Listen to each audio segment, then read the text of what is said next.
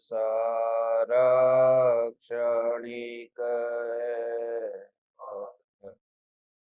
आत्मा एक नित्य है। आत्मा का अनुभव बस एकमात्र नित्य है।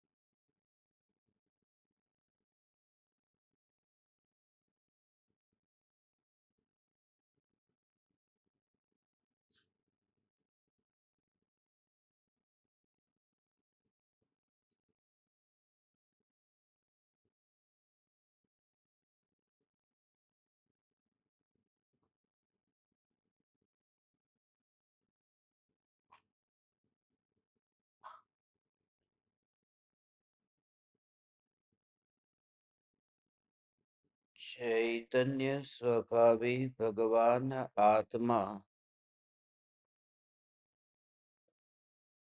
अनादि अनंत शुद्ध चैतन्य मात्र है।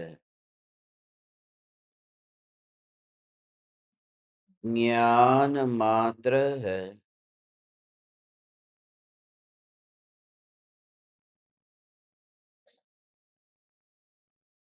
मैं शुद्ध चैतन्य मात्र, ज्ञान मात्र, भगवान आत्मा हूँ।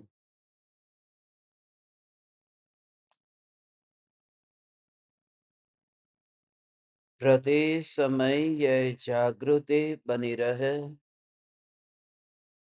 इस जागृति का नाम धर्म है। देह की प्रत्येक क्रिया के काल में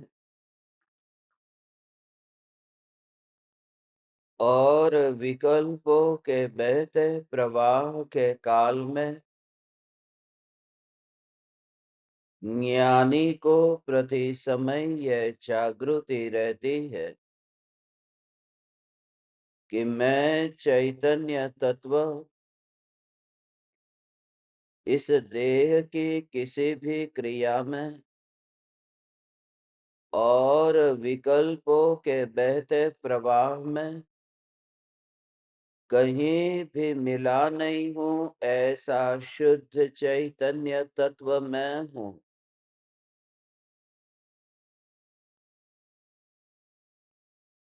चैतन्य तत्व की निर्विकल्प अनुभूति होते ही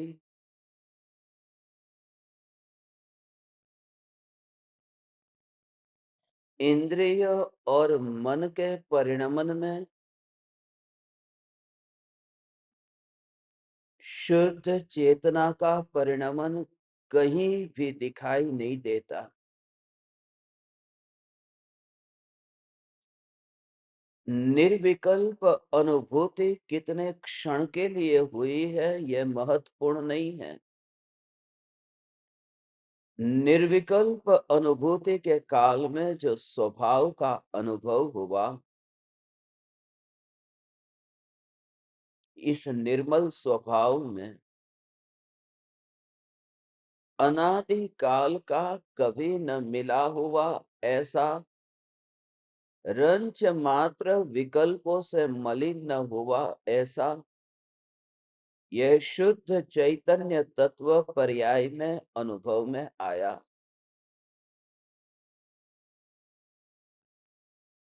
अनुभव करने के विकल्प के बिना ही जितनी भी पूर्व तैयारियां चल रही थी, वे सब पूर्व तैयारी उस अनुभूति के क्षण में कहीं पर भी विकल्प में न आई। ऐसा स्वसंवेदन प्रत्यक्ष भगवान आत्मा का अनुभव कि जैसे एक समय में ही पर्याय ने पूरे के पूरे द्रव्य को पी लिया हो। त्रिकाल चैतन्य तत्व का स्वरूप ज्ञान में झलकते ही शुद्ध चैतन्य सत्ता मात्र उस अनुभूति रूप परिणमित हुआ। बस वहां अनुभव रह गया। परम कृपालु देव के शिष्य इस अनुभूति को उपलब्ध होकर स्वयं को अनुग्रहित अनुभव कर रहा है, क्योंकि कभी न समझा हुआ, कभी न अनुभव में आया हुआ ऐसा स्व संवेदन प्रत्यक्ष अनुभव हुआ।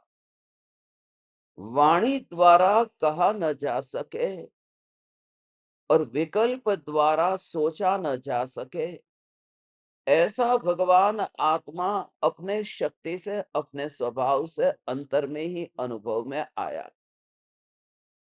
किसी पराये के अवलंबन की वहां जरूरत ही न पड़ी। तिल में से तेल निकालना हो तो मशीन तो चाहिए नहीं। शक्ति है, मगर शक्ति को व्यक्त करने के लिए कोई निमित्त तो चाहिए नहीं। मिट्टी में से मटका बनने के लिए कुम्हार तो चाहिए नहीं।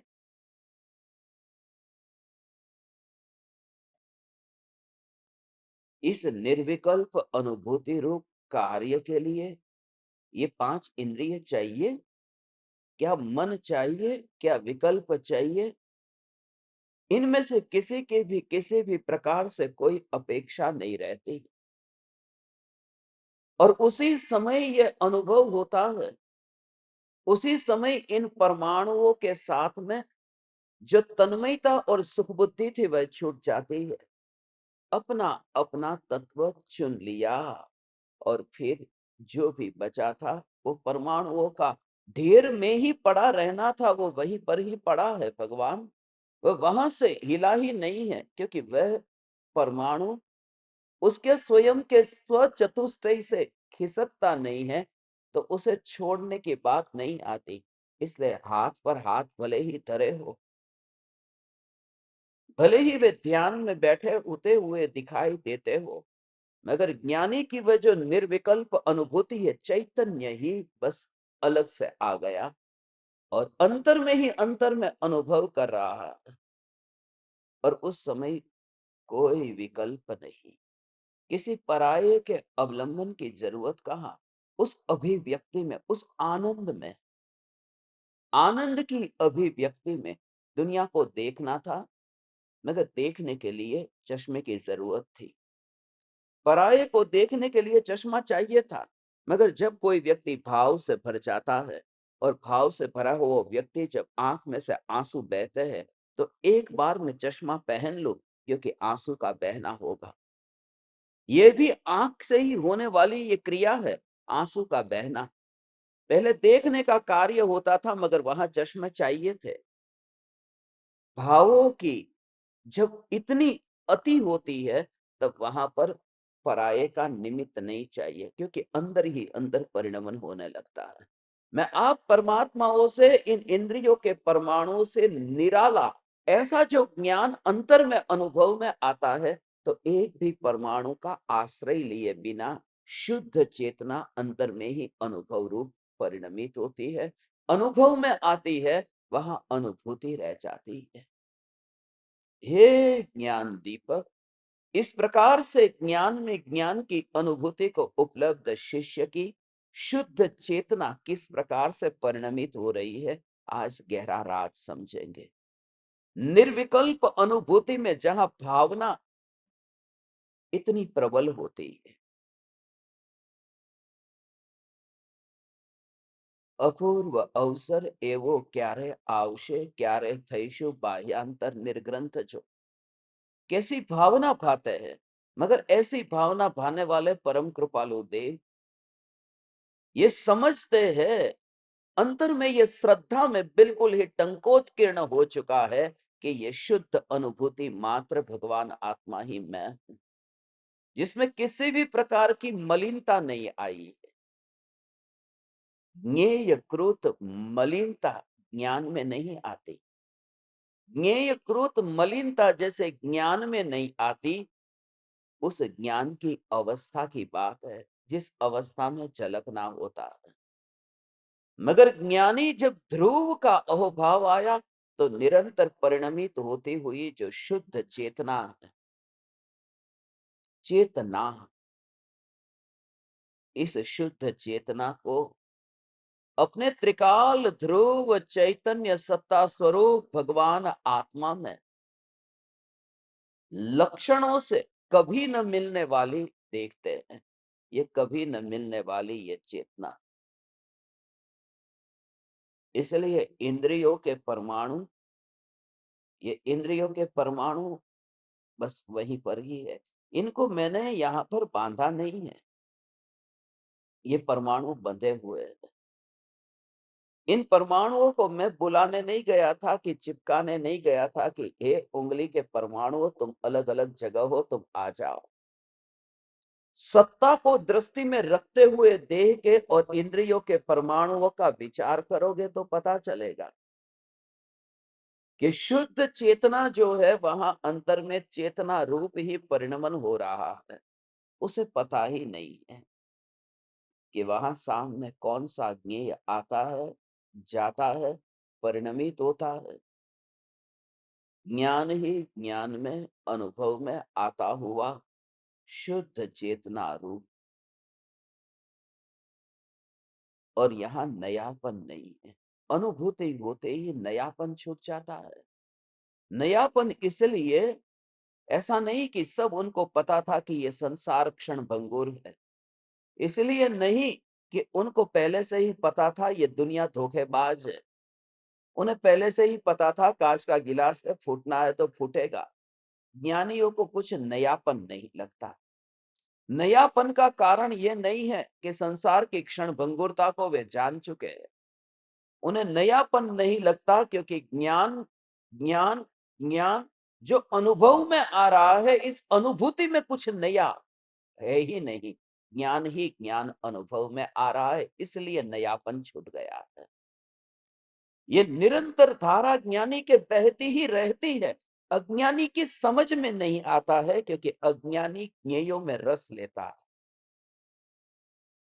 जिन ज्ञेयों का ज्ञान में आना होता ही नहीं, ज्ञान के निकट आने के लिए उन ज्ञेयों को अनुभूति रूप परिणमित होना पड़े। मगर ये पदार्थ कोई अनुभूति रूप परिणमित नहीं होते। एक समय में उपयोग पलटते ही अनुभूति हो जाती है। अज्ञानता के कारण जो हम परिणामों के साथ जीते थे, आत्मज्ञान होते ही शुद्ध चेतना रूप जीवन है, और एक ही शुद्ध चेतना रूप जीवन, उस ज्ञान में ज्ञानी बैठता ही नहीं है, जिस ज्ञान के विषय बदलते रहते हैं। शुद्ध चेतना का अर्थ मात्र जानन जानन जानन जानन जानन जानन जानन धारा। शुद्ध चेतना मात्र जानन धारा, कुछ भी पलटता हुआ, जैसे अभी आंख से देख रहे हैं हम, और आंख से सामने दरवाजा है, वह दरवाजा दिखाई दे रहा है। उसके बाद में किसी ने पुकारा, तुम्हें अपने नाम से पुकारा और तुम्हें कान से सुनाई दिया, तो तुरंत ही अंतर में क्या लगा कि पहले विषय कोई और था और अभी कोई और विषय बना। एक बार बुलाया, दूसरी बार बुलाया, फिर आपने उसको देखा। मैंने आपको कहा कि वो कब से आपको बुला रहा है, आपने उसकी ओर क्यों नहीं देखा? आपने कहा मैं दरवाजे को देख रहा था, फिर मुझे पता चला तो मैंने उस व्यक्ति को भी देखा। बस ये अज्ञानता इस प्रकार की है। मैं दरवाजे को देख रहा था, उसके बाद में मेरा ध्यान उधर गया, अब मैं उसको देख रहा हूं। ये इंद्रिय ज्ञान का जो विषय है, उस इंद्रिय ज्ञान के ऊपर न बैठना। तुम अभी सुनते सुनते ही इस प्रकार का अनुभव करो। ये सुनना, नए नए शब्दों का पलटना, नए नए शब्दों के परिवर्तन में ज्ञान मात्र, ज्ञान मात्र, ज्ञान मात्र, जिसका ज्ञेय नहीं बदलता। इंद्रिय ज्ञान का ज्ञेय बदलता है, शुद्ध चेतना का ज्ञेय नहीं बदलता। इंद्रिय ज्ञान है, इसलिए जिसका ज्ञेय बदलता हो, उसके ऊपर भरोसा नहीं किया जा सकता। पता नहीं कब कौन सा ज्ञेय बन जाए। इसलिए इंद्रियों के ऊपर जो बैठता है, उसको ऐसा लगेगा कि अरे पता नहीं क्या होगा। और खास बात यह है कि जिसके बारे में तुम जानते हो, उसमें ही तुम्हारा अपनापन होता है, उसमें ही तुम बैठ जाते हो। मैं आपको कहूं कि आपकी क्या राय है स्वालबर्ड के बारे में। मैं आपको पूछूं कि आपकी लॉन्गेरबिन के बारे में क्या राय है। आप कहेंगे हमको पता नहीं है, कुछ ज्ञान नहीं है। जिसका कुछ ज्ञान नहीं है, वहां कभी जाकर के आप बैठे हैं? नहीं, पता ही नहीं है, बैठो कैसे? जिसका पता चलता है वहां पर बैठना हो। जिस जगह का पता न चले, वहां पर तुम बैठ करके एकत्व कैसे करोगे? जिसका पता ही नहीं है, उसमें एकत्व करने कैसे जाओगे? इसलिए बच्चा खिलौने को देखता है, देखते ही उसमें जो अपनापन होता है। पापा ने खिलौना लाया है, खिलौने को अभी बाहर नहीं निकाला, देखने से पहले ही बेटे को अपनापन हो गया ना। अभी खिलौना देखा नहीं है, देखने से पहले अपनापन हो सकता है ना। जानने से पहले भी अपनापन हो सकता है ना। नहीं, बच्चे ने जाना है। कम से कम वो पैकेट तो जान लिया है ने, उस थैली को तो जान लिया है, अंदर क्या है नहीं जाना। कुछ तो जाना है जिसकी वजह से उसमें अपनापन हुआ है। और अज्ञानी क्या जानता है? अज्ञानी जानता है दरवाजे को, अज्ञानी जानता है उस आदमी की पुकार को। जिसको जानता है वह उसमें बैठता है। और ज्ञानी दरवाजे को नहीं जानते, ज्ञानी किसी आवाज को नहीं जानते। जिसको तुम जानते ही नहीं हो, उस पर बैठोगे कैसे? ज्ञानी ज्ञान को जानता है, इसलिए ज्ञान पर ही बैठता है। ये सिद्धांत, इसको आज हमें समझना है। ज्ञानी की जो दशा है, ये तो तुम्हारा अभी काल नहीं पका, वरना अब तक तो तुम पाए बिना नहीं रहते। अब तक तो तुम कोरे न रहते, इतना सुनने के बावजूद तुम्हारा उपयोग अंतर में चला गया होता। हे ज्ञान दीपक, इतना स्पष्ट कहने के बावजूद भी यदि तेरे अंतर में यह परिणमन न हुआ, तो ये वाणी, ये सड़ा हुआ गला हुआ, ये गला फिर ये व्यर्थ में बर्बाद गया। इसलिए तुझसे अब आखिरी बार कहता हूं, उसका प्रयोग कब करेगा कि जो जानने में आ रहा है उस पर ही बैठना हो सकता है। और जगत जानने में जब आया नहीं है, तो तू उस पर बैठता क्यों है? वो कल्पना से जानता है और कल्पना से ही बैठता है। सत्य से परिचय हो तो फिर वहां पर में बैठना होता ही नहीं। इसलिए ज्ञानी एक भी परमाणु में बैठा नहीं, परमाणु में भगवान बैठा ही नहीं है। इसलिए नरक का नारकी, शरीर की वेदना कितनी है, मगर सम्यक दृष्टि नारकी हो तो वो इंद्रियों में नहीं बैठा होने से उन्हें कोई भय नहीं है। आपने सुना, नरक में हर नारकी को मरने की इच्छा होती है।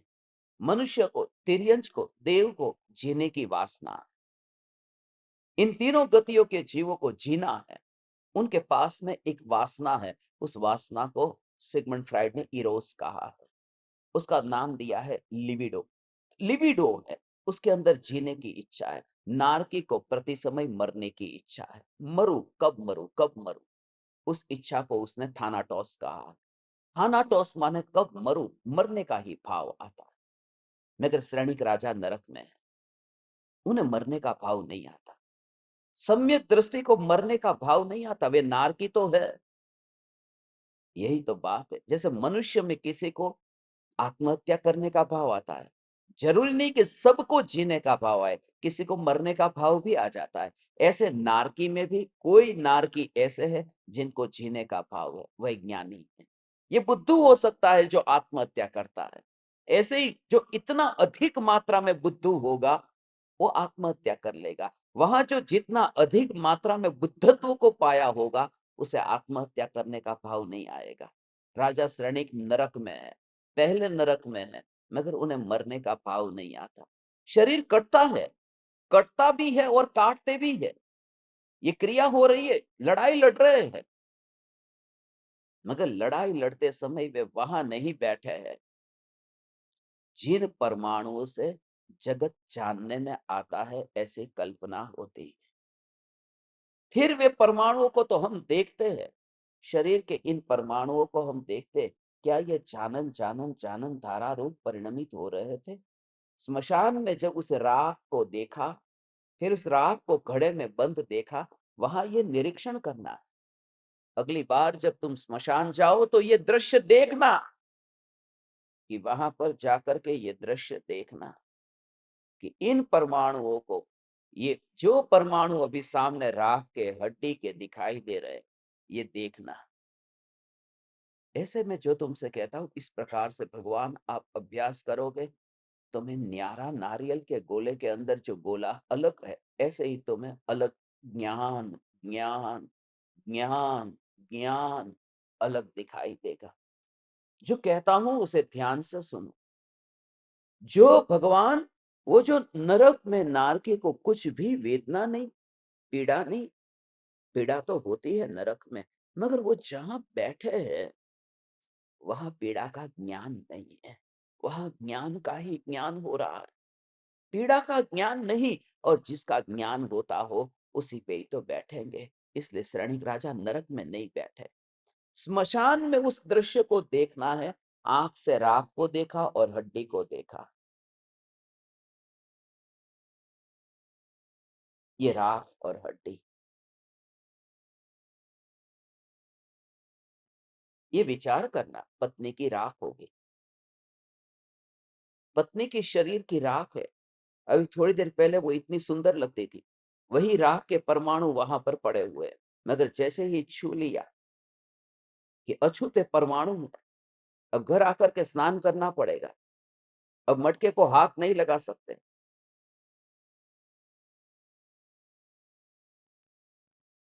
उसका विचार करना उन परमाणुओं का।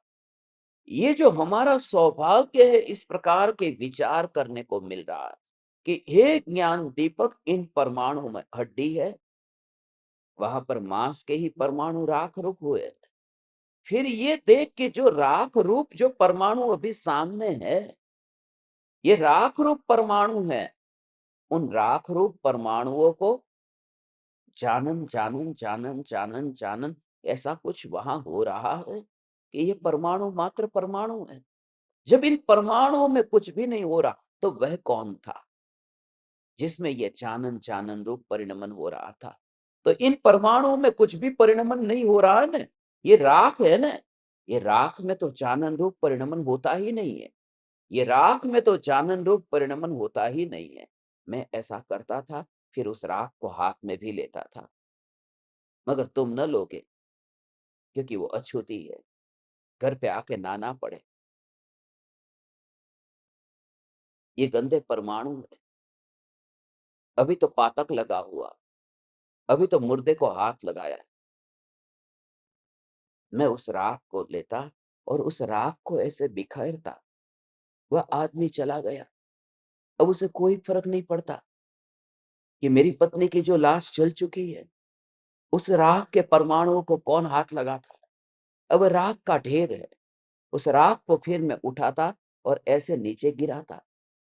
जब वो राख को हाथ में उठाता और ऐसे नीचे नीचे ऐसे बिखेरता था, जब वह राख हाथ में से नीचे बिखरती, तब वो जो भाव था, वह भाव अद्भुत, तुम्हें अंतर की यात्रा के लिए उपयोगी होगा। जैसे ही वो राख हाथ में से नीचे गिरती, कि राख जो गिर रही है उसमें तो ज्ञान है ही नहीं, उसमें तो ज्ञान है ही नहीं, क्योंकि राख का स्वभाव ज्ञान नहीं है। मगर तब पलड़ा पलट जाता है। एक राख के परमाणु तो ऐसे कि जो नीचे गिर रहे हैं, मगर कुछ परमाणु ऐसे भी है जो अभी नहीं गिर रहे हैं, अभी ये चिपके हुए क्यों है? कुछ राख नीचे गिर गई, कुछ राख अभी चिपक करके रह गई। भेद मत करना कि वो पराये की राख और अपनी राख। कुछ राख नीचे गिर गई, कुछ राख अभी चिपकी हुई है, मगर वो दृश्य देखते देखते तुम्हें दृष्टि में आया कि राख में चानन तारा नहीं है। इस प्रकार से अनंत परमाणुओं में, इंद्रियों के अनंत परमाणुओं में चानन तारा नहीं दिखाई देती। और फिर वो जो जानन धारा का एहसास होता है, उसमें इंद्रियों के परमाणु बीच में नहीं आए, इसलिए इंद्रिय ज्ञान भी नहीं रहा। ज्ञानी को इंद्रिय ज्ञान नहीं है मति ज्ञानी, है श्रुत ज्ञानी, मगर इंद्रिय ज्ञानी नहीं। अजीब लगता है ना? मति ज्ञान है, श्रुत ज्ञान है, फिर भी इंद्रिय ज्ञान नहीं है। इसलिए क्योंकि इंद्रियों पर बैठे नहीं। जो जानने में आता है उसमें ही अपनापन होता है, और ज्ञानी राह पर बैठा ही नहीं है। फिर वो बात ऐसी ही है कि वहां विकल्प नहीं है। वह राह के परमाणु पड़े, उस राह के परमाणु में विकल्प नहीं है। उन राह के परमाणुओं की कोई चाहना नहीं थी कि वे वहीं रहे। हड्डियां स्मशान में चिता के ऊपर, लोहे की चिता में हड्डियां ऊपर ऊपर रह गई, बड़ी बड़ी हड्डियां ऊपर रह जाती है। जो जल गई, राख हो गई, वो नीचे चली जाती है। कुछ हड्डी के छोटे टुकड़े नीचे चले जाते हैं। वहां पर इस हाथ को पास में रख करके ये देखना,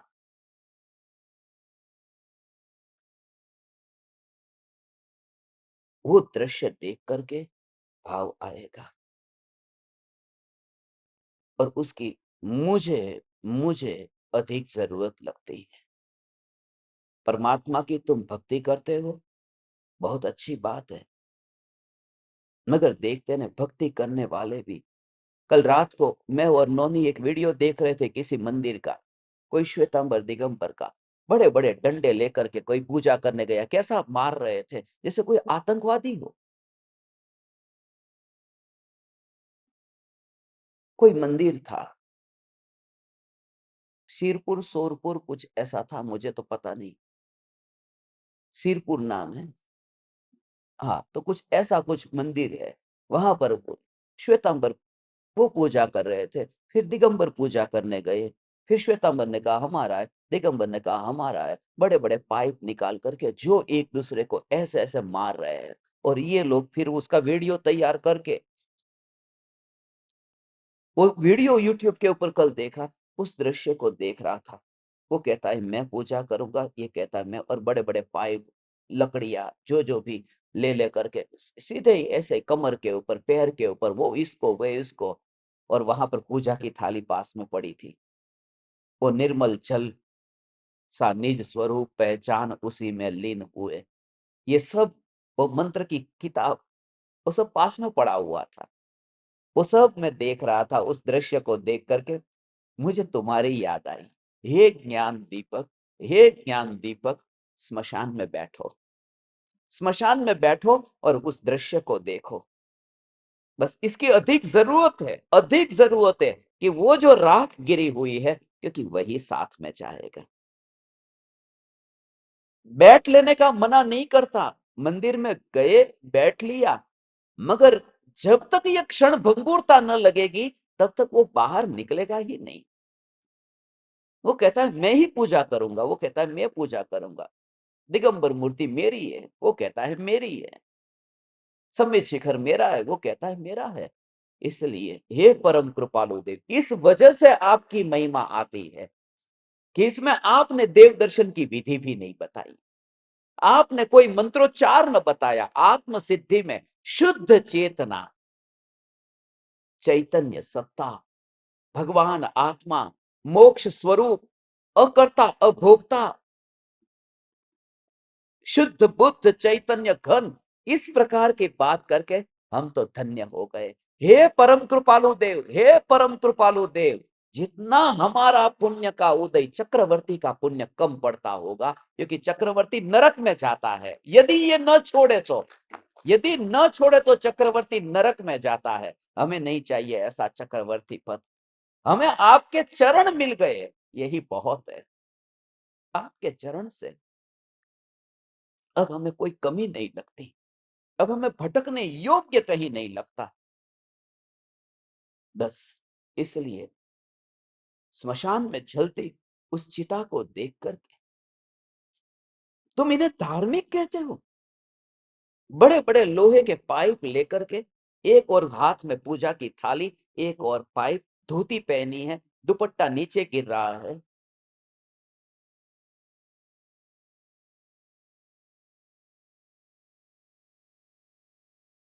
यूट्यूब पर वीडियो है, तुम सर्च करना। और ऐसे दृश्य देख करके, ऐसे दृश्य देख करके गुरुदेव की महिमा आती है। कहीं पर भी गुरुदेव ने लड़ाई झगड़ा नहीं कराया, किसी को मारने पीटने नहीं भेजा, किसी पर अधिकार नहीं जमाया, किसी भी मंदिर के ऊपर गुरुदेव ने यह अधिकार नहीं जमाया कि यह मंदिर हमारा है। गुरुदेव ने मंदिर का निर्माण बहुत कराया, प्रतिष्ठाएं बहुत कराई, प्रवचन बहुत दिए, मगर जड़ता नहीं थी। ज्ञानी पुरुष की यह पहचान है कि वो फंसते ही नहीं है ऐसी जंजाल में।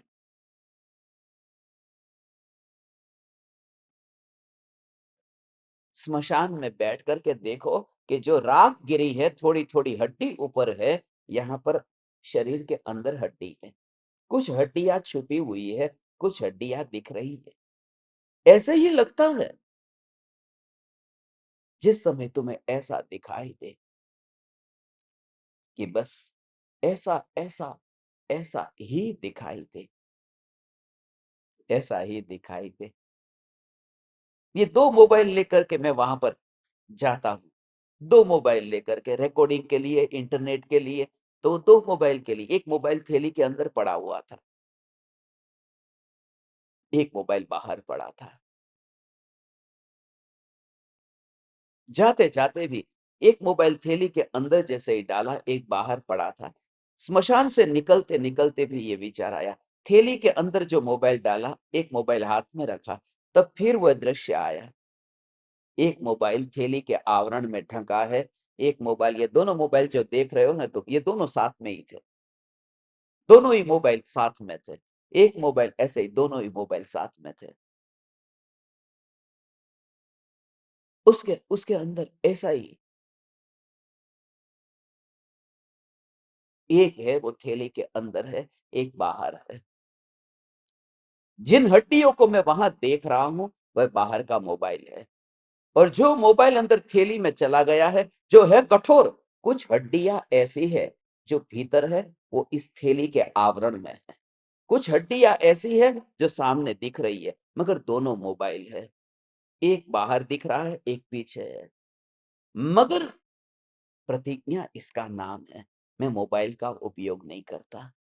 माने मैं हड्डियों वाला पानी नहीं पीता, हड्डियों को नहीं छूता, पानी में पीता हूँ। उसे कहते हैं कि ज्ञान में ज्ञान को ही मैं पीता हूँ, ज्ञान में ज्ञान को पीता हूँ। ऐसा साहस, इसके लिए ये सदनिमित्त चाहिए। तकलीफ ये है कि ये लड़ाई झगड़े करने वाले लोग हैं कौन? उनके आसपास भी चलो शुरू करो, अनशन पर बैठो, एक दूसरे को सहाय करने वाले ऐसे ही मिलते हैं। यदि तुझसे आत्महित न हो सके तो कोई बात नहीं, कम से कम ऐसी संगति मत छोड़ना जो तुझे वापिस मोड़ते हैं। आजा तू, मत भाग उन विषयों में जहां पर प्रपंच ज्यादा होता है। मैं जैन धर्म का शासन टिका करके रखूंगा। जिन शासन वह नहीं है जो हाथ में लोहे का पाइप, जिन शासन यह है भगवान की ज्ञान में ज्ञान की अनुभूति, ये जिन शासन है, ये वितराग शासन है। क्योंकि वितराग का अर्थ कि जो अनुभव में आ रहा है उसमें विकल्प नहीं है, मात्र ज्ञान है, इसी का नाम तो वितराग है। लोहे का पाइप वितराग है, लकड़ी का डंडा वितराग है, सीआईडी कमांडो, मिलिट्री, ये वितराग है।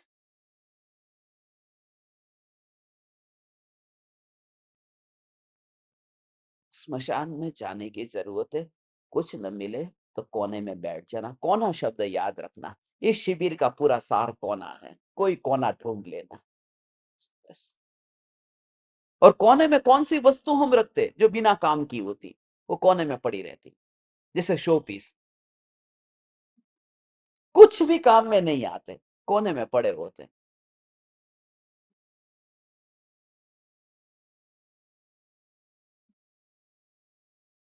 और शोभा उसमें ही है।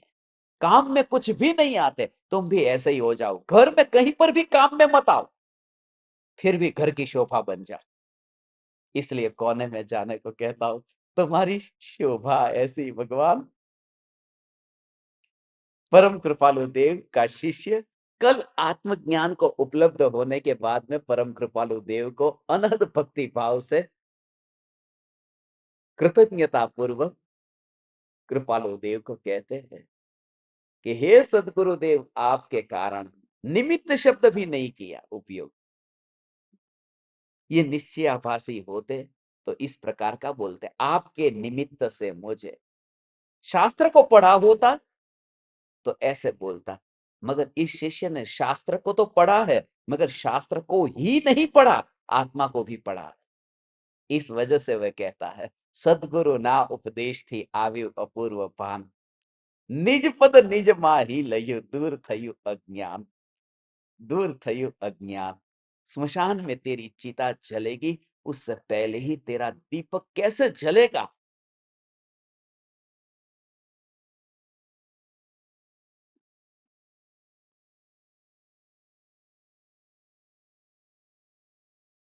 भावना खींच करके लाएगी, भावना ऐसी खींच करके लाएगी।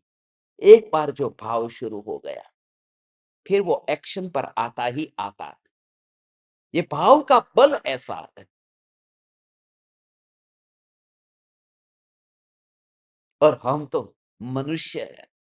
तंदुल मत्स्य उस भाव से नरक में चला जाता हो, तो हम तो मनुष्य हैं।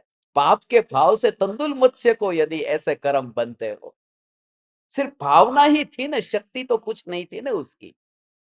किया तो कुछ भी नहीं था ना तंदुल मत्स्य ने। चावल के दाने जितनी ही मछली थी ना,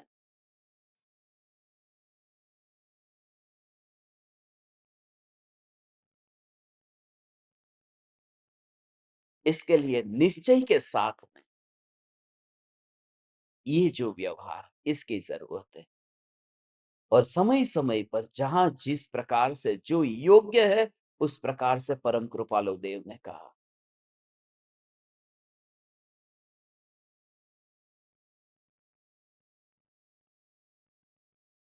ये कृपालु देव की मस्ती थी। हम देखते हैं ना, कावीठा जैसे छोटे-छोटे गाँव में, नडियाद जो छोटा गाँव, कृपालु देव का, हाँ, कृपालु देव मंदिर में गए होंगे, देरासर में गए होंगे, कृपालु देव गए होंगे, मगर कृपालु देव के जहाँ-जहाँ विहार स्थान है, उन स्थानों को देखोगे तो बिल्कुल गाँव की ऐसी रूरल, और इस ज़माने में इतनी बिल्कुल दूर-दूर की जगह है, उस समय तो क्या होगा डेवलपमेंट।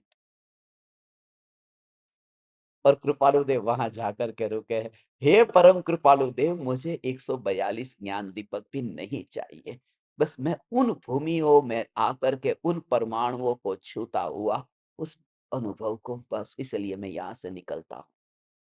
बस इसलिए मैंने कहा, आत्म सिद्धि शास्त्र की पूर्णाहुति ऐसी जगह करनी है जहाँ परम कृपालु देव का विचरण हुआ। बा कह रहे थे उमराला में आत्म सिद्धि पूर्ण हो, यहाँ नहीं होगी। आत्म सिद्धि वहाँ पूर्ण होगी, वो मैं बताऊंगा नहीं। मगर जहाँ परम कृपालु देव के रजकण आज भी वहां पर है, वो रजकण, परम कृपालु देव के रजकण, वो धूलि जो है, जो धन्य है। हे परम कृपालु देव, हे परम कृपालु देव, ज्ञानी पुरुष के चरण की धूलि भी धन्य है। ओ हो,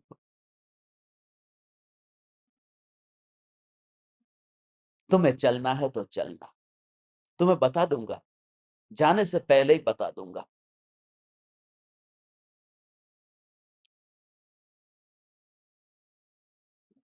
उस भूमि पर यह आत्मसिद्धि शास्त्र की सार्थकता है। जो शिष्य ने आत्मा को पाया, उसे जो स्वरूप अनुभव में आया है, उस स्वरूप को अब शिष्य कैसे व्यक्त करता है। कल जो सिर्फ इतना कहा था, निज पद निज माही लयु दूर थयु अज्ञान।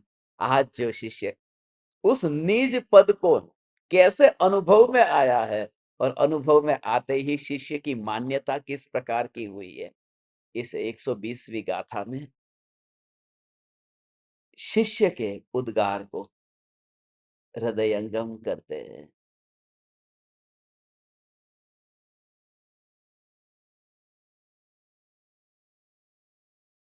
पास्यो निज स्वरूप ते शुद्ध चेतनारू अजर अमर अविनाशी ने देहातीत स्वरूप। ये दो गाथा 119 और 120 में जो कहते हैं, शिष्य को आत्मा का स्वरूप शुद्ध चैतन्यमयी, अजर, अमर, अविनाशी और देहातीत अनुभव में आया। ओ हो,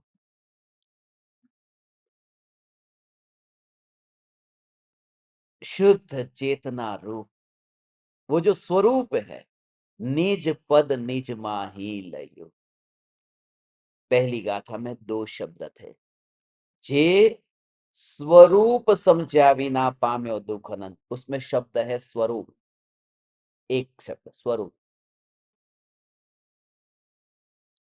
और नीचे की पंक्ति में समझा व्युते पद नमो, एक शब्द है पद। स्वरूप और पद यहां पर भी 119वीं गाथा और 120वीं गाथा, जो पहली गाथा में दो बात जो कही थी, वह दो ही बात यहां पर कही। जे स्वरूप, ये समझा विना पाम्यो दुख अनंत, शब्द क्या है? स्वरूप। समझा व्युते पद नमो श्री सदगुरु भगवान, समझा व्युते पद, ते पद, कौन सा पद? निज पद निज माही लयू, वह पद। और कौन सा स्वरूप? निज स्वरूप। तो दोनों में निज पद, निज स्वरूप, ये निज शब्द दोनों के आगे लगाया। 119 में निज पद और 120 में निज स्वरूप। जो पहली गाथा में प्रतिज्ञा की थी, जो वो यहां पूर्ण हुई। 119 120 ये जोड़ा है।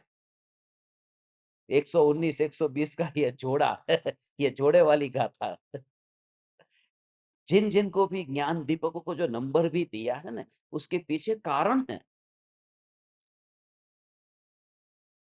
ये अनुभूति को उपलब्ध आत्मा के पहले उद्गार ये है। ओ हो, शुद्ध चेतना रूप, अजर अमर अविनाशी ने देहातीत स्वरूप।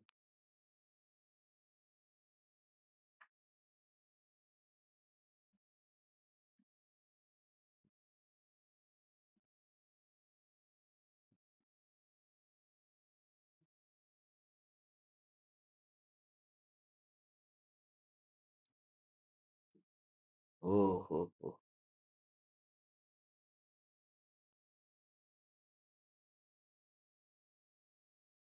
भास्यु,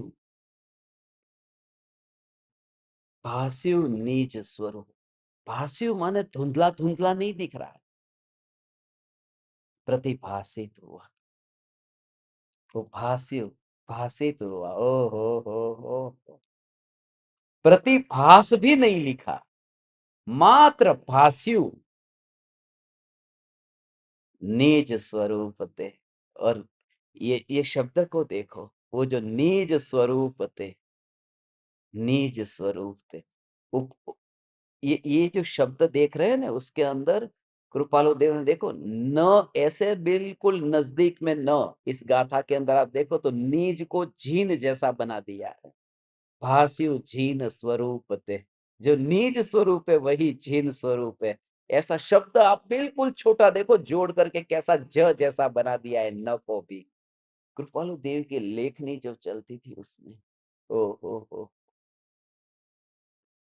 अब से जो गाथा आएगी, ये गाथा ऐसी ही है और अब से जो गाथा के नंबर भी आएंगे, ये जिन-जिन के ज्ञान दीपकों के नंबर की गाथा आएगी, अब वो राज की अनुभूति को उपलब्ध इतने ज्ञान दीपकों का तो पक्का है।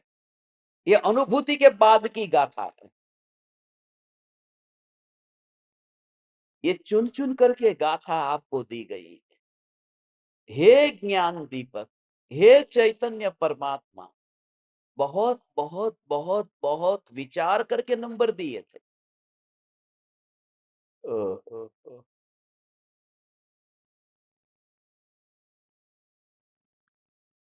शायद तुम्हारे माता-पिता ने भी तुम्हारे लिए इतने अरमान नहीं देखे होंगे।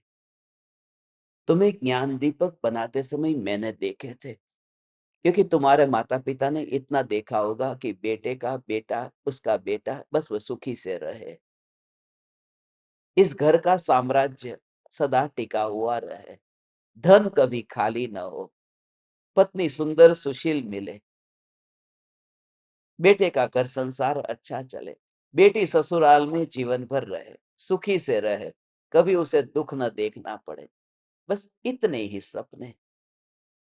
मगर हे ज्ञान दीपक, मुझे उस दिन से भाव आया कि ऐसा ये चैतन्य परमात्मा जो निगोद के भव का साथी था, बीच में कुछ समय के लिए अलग हो गया था, बिछुड़ा हुआ यार मिल गया फिर दोबारा। निगोद में जन्म, मरण, जन्म, मरण, जन्म, मरण। वो जो आलू में ही जन्म मरण मैं भी करता था और तू भी करता था। और वहां से बाहर निकल करके जैसे पुनर्मिलन हुआ हो, जैसे पुनर्मिलन हुआ हो, ऐसा अंदर से भाव। और उस तरह से कुछ भी नहीं सोचा ये तू कौन है, क्योंकि वहां दिखाई ही नहीं देता। बस ऐसे ही जैसे कृष्ण सुदामा के लिए कैसे दौड़ते भागते हैं, सुदामा कौन है ये सोचते नहीं।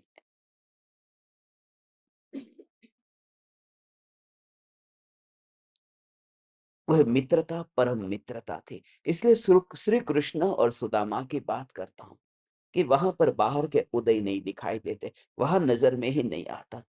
तू धनपति और मैं निर्धन, मैं सुदामा और तू कृष्ण, या फिर मैं कृष्ण और तू सुदामा, कैसे निर्णय करे।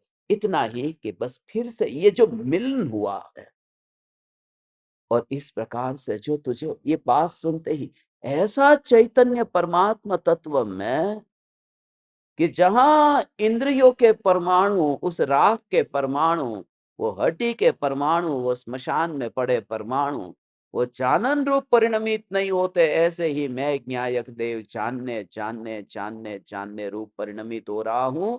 और ये राख की दीवार कुछ भी जानने रूप परिणमित नहीं होती। ये सुनते ही अरे भगवान ऐसा स्वरूप है, ये अभी आंख से जो दिखाई दे रहा है, ये अभी जो मैं राख को छू रहा हूं, ये राख ये राख जो उड़ रही है वह जानने रूप परिणमित नहीं होती। ऐसे ही ये हाथ भी जानने रूप परिणमित नहीं होता। ऐसा जो जानने में आ रहा है, ओ हो, ये भी जानने में आ रहा है कि हाथ राख में परिणमित नहीं होता, हाथ जानने में परिणमित नहीं होता। ये भी तो जानने में आ रहा है। यह जानना खिसके बिना अपनी सत्ता में ही उत्पाद व्यय रूप परिणमित होता है। ऐसी जो शुद्ध चेतना है, ये शुद्ध चेतना शिष्य को भाषित हुई है। शिष्य ने उस सत्ता मात्र भगवान आत्मा को देखा, ज्ञान चेतना का अनुभव किया। Just feel it. इसलिए ये कहता हूं हे ज्ञान दीपक, इस तरह से, इसी प्रकार से ये पूरे परमाणु, उन परमाणुओं की वजह से ऐसा ज्ञान का स्वरूप जो जानन जानन जानन रूप परिणमित नहीं हो रहा, इन परमाणुओं की वजह से। बस उन परमाणुओं की वजह से ऐसा ही ये स्वरूप है।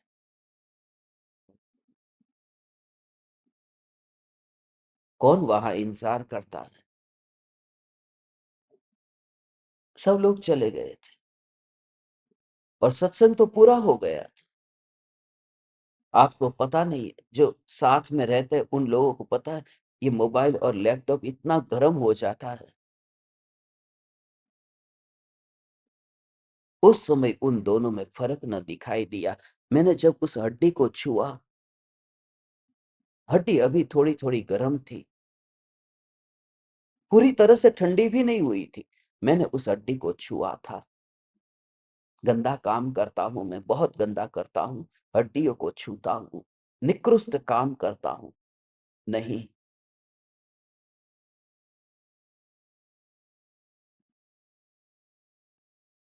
ये काम तुम भी एक बार करके देखो। हड्डियां अभी गर्म थी और खाली मोबाइल जो हाथ में था, जिसको थैली में नहीं डाला, वह भी गर्म हो गया था, क्योंकि 1.5 घंटे से मोबाइल की स्क्रीन चालू ही थी। एक ओर से हड्डी गर्म है, एक ओर से मोबाइल गर्म है। ये दोनों दृश्य को देखते ही कि ये सब पुद्गल परमाणुओं का ढेर है, हड्डी और मोबाइल दोनों, ये पुद्गल परमाणुओं का ढेर है। मगर इसके लिए तुम्हें थोड़ी परंपरा को एक और करना होगा, जो परंपरा अनादि की नहीं है, जो परंपरा अभी 2-4 साल, 200-400 साल, जो अभी नई नई आई है। तुम्हें थोड़ा साहस दिखाना पड़ेगा। तुम्हें वस्तु स्वरूप से नजदीक जाकर के सत्य असत्य का विचार करना होगा। तुम्हें समाज से अब निर्भय होना होगा, और तुम्हें परिवारजनों से भी अब तैयारी करनी पड़ेगी,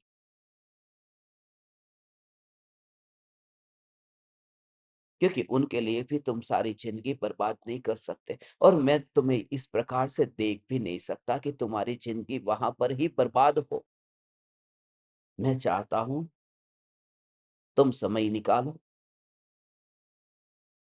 तुम स्विट्जरलैंड, न्यूजीलैंड, यदि परदेश की तुम्हारी यात्रा करते हो, अब उसे बंद करके गजपंथा की यात्रा करो।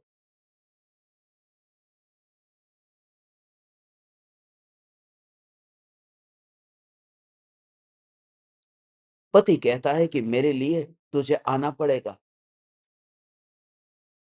ऊटी आना पड़ेगा, हिल स्टेशन पे जाना पड़ेगा। एक बार हाथ जोड़कर उसे भी कहना, मेरे भी तो जीवन के कुछ सपने हैं। दूसरों के सपने पूरे करते करते खुद के सपने ही मैं भूल गई हूं। मेरे पर इतना उपकार करे, ये बात कहनी ही पड़ेगी। लड़ाई करने की बात नहीं करता, अपने अंतर के भावों को कहना ही पड़ता है। जब कोई न समझे तब कहना ही पड़ता है। परम कृपालु देव जैसे कृपालु देव को भी आत्म सिद्धि लिखनी पड़ी ने, कहनी ही पड़ी ने, क्योंकि हम जैसे लोग तब तक समझते ही नहीं है जब तक कोई कहे नहीं।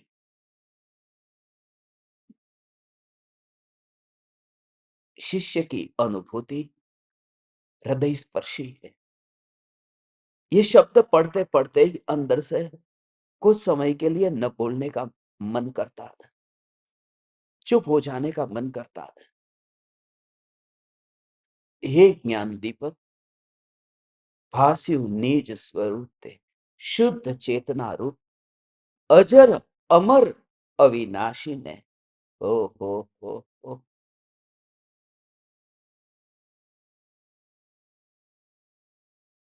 अजर अमर अविनाशी ने। देहातीत स्वरूप।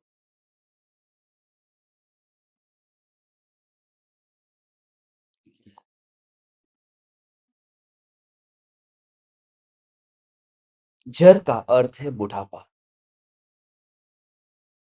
जन्म, जरा, मरण कहते हैं ना, जन्म, जरा, मरणादि समस्त दुखों का क्षय करने वाला।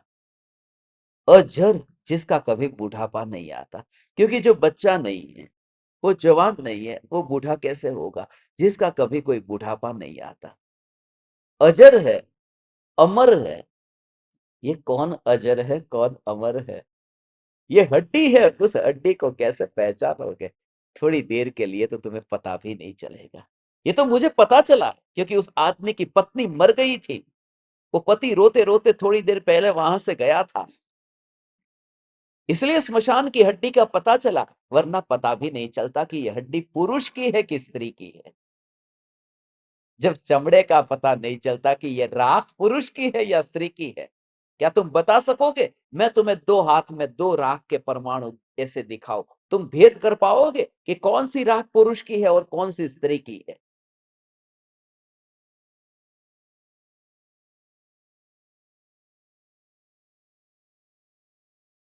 तुम बता पाओगे कौन सी राख हिंदू की है, कौन सी जैन की है, कौन से मुस्लिम की है?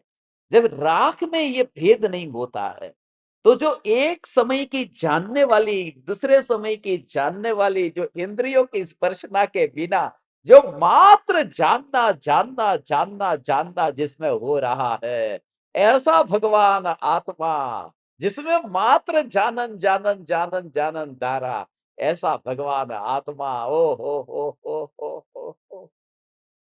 वहां ज्ञेयों का विकल्प कैसे होगा भगवान?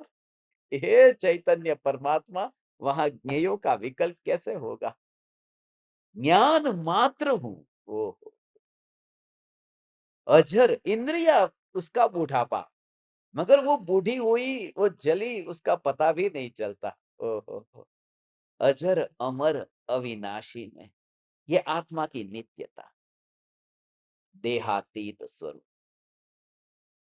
ये जो पहली बात थी, ये क्रम से आ रहा है।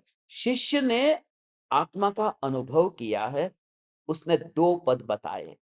पहला पद ये था, जो शिष्य ने शंका की थी, क्या आत्मा है? क्या आत्मा है? कृपालु देव ने कहा आत्मा है। जे दृष्टा छे दृष्टिनो, जे जाने छे रूप, अबाध्य अनुभव जे रहे, ते छे जीव स्वरूप। वो जो जीव का, आत्मा का स्वरूप बताया था। तो 120वीं गाथा की जो पहली लाइन है, उसमें क्या बताया? भास्यु निज स्वरूप ते, शुद्ध चेतना रूप। ये आत्मा है, वो जो आपने बताया था वह। और दूसरी लाइन में आत्मा नित्य है, अजर अमर अविनाशी ने देहातीत स्वरूप। अजर अमर, वो नित्य है। जो आपने पहले दो पद बताए थे, वो दो पद अनुभूति के काल में ऐसा मैंने जाना है, उसकी विवेचना कर रहा हूं। वहां तो भेद ही नहीं था। कल आएगा कि आपने बताया था कर्ता और भोक्ता, उसका स्वरूप मुझे क्या अनुभव में आया है, वो अनुभव की बात कहता है। ऊपर ऊपर से पढ़ोगे समझ में नहीं आएगा, एक बार नजर डालो तो और ख्याल में आएगा।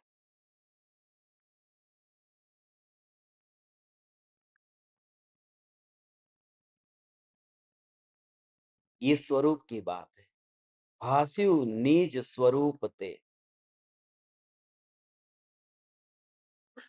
भास्यु निज स्वरूप ते, शुद्ध चेतना रूप,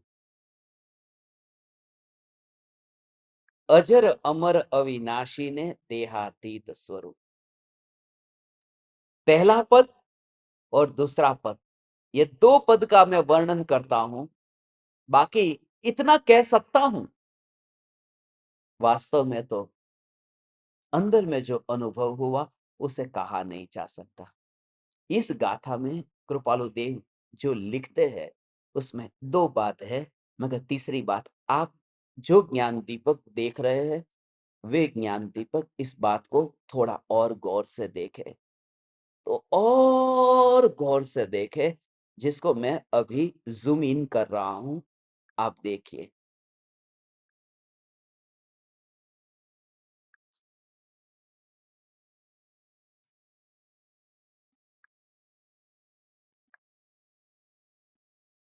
ये आपको दिखाई दे रहा है? ये क्या लिखा है? इसमें भास्यु निज स्वरूप ते शुद्ध चेतना रूप, शुद्ध चेतना रूप, अजर, अमर, अविनाशी। तो ये जो पहली लाइन है, भास्यु निज स्वरूप ते शुद्ध चेतना रूप, ये तो आत्मा है। इस इसकी अनुभूति कैसी हुई है कि शुद्ध चेतना रूप है, ऐसी अनुभूति हुई है। मगर अजर अमर अविनाशी, वो जो नित्य है, ये भी अनुभव में है। और 120 नंबर की ये गाथा है। एक नंबर देखो और 2 नंबर देखो, कैसा पास पास में लिखा है 120 में, और जीरो को कितना दूर कर दिया। वो पहला और दूसरा ये जोड़ा बताना चाहते हैं। देखो बिल्कुल कि पहला जो पद था वो ऊपर की लाइन में है, दूसरा पद है वो नीचे की लाइन में है, मगर ये कहा नहीं जा सकता, इसलिए जीरो वो मौन हो गए। 1 2 0, पहला पद, दूसरा पद, और चुप रह गए वो तीसरा मौन। ये दोनों को आप देखो, पॉइंट के बाद में 1 और 2 और उसके बाद में जीरो को कैसे लिखा। इसके लिए दृष्टि चाहिए, आंखों से कुछ नहीं होगा। हे ज्ञान दीपक, कृपालु देव के वचन, कृपालु देव की लेखनी, कहां कहां शब्द अक्षर कैसे जा रहे हैं। इसलिए आत्मसिद्धि शास्त्र का क्या तुम्हें कहूं, पहला पद, दूसरा पद, ये और फिर नहीं कहा जा सकता। इसलिए मैं इसे 120 नंबर की गाथा में लिखता हूं। कृपालु देव जो लिखते थे, वन, हैं? क्या कहा, क्या लिखते हैं?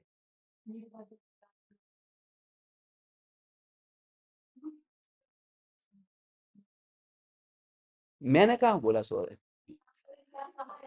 हाँ वह क्या कहा ये पूछ। जब कोई व्यक्ति सामने से ये खुलासा कर रहा है, मैंने पूछा क्या कर रहे हैं, ऐसा नहीं। हम्म, क्या कहा ये पूछा, क्या कर रहे हो ये पूछा, क्या कहा, समझाणु काई। अब कोई कहे कि नहीं नहीं मैं तो जाग रहा था। हाँ समझ में आया, बस इतना ही कहना।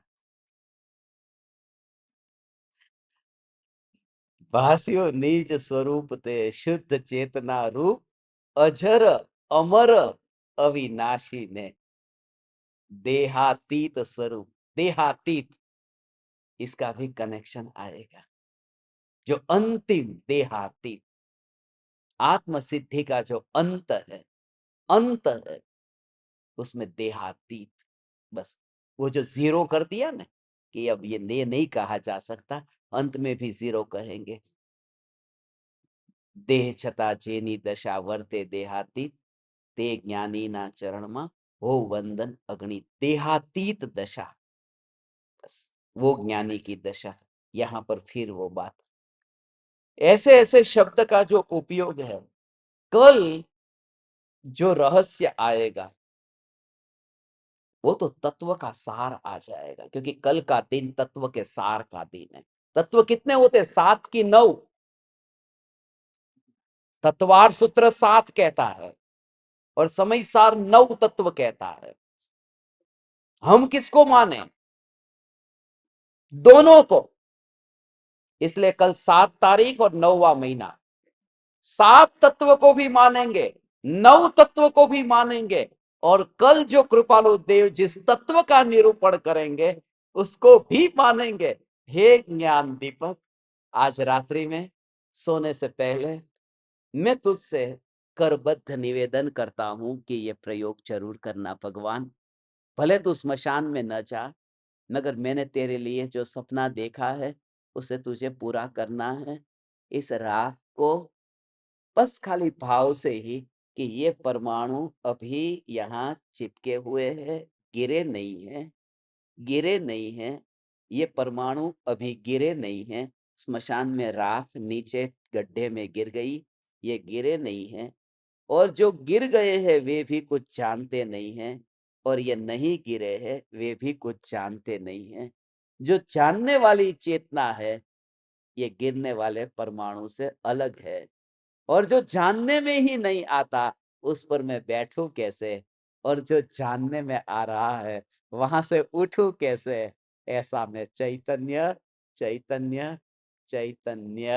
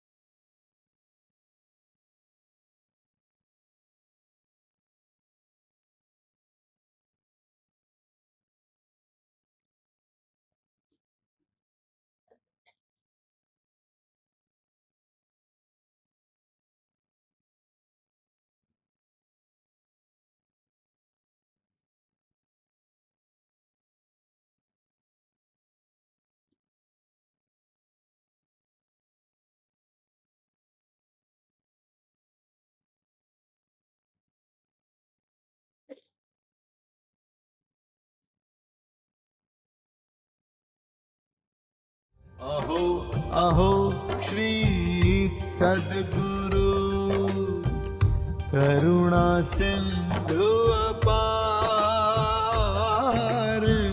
इस पामर पर प्रभु किया अहो अहो उपकार, अहो अहो उपकार। देह सहित जिनकी दशा वरते देहातीत, उन ज्ञानी के चरण में हो वंदन अगणित, हो वंदन अगणित।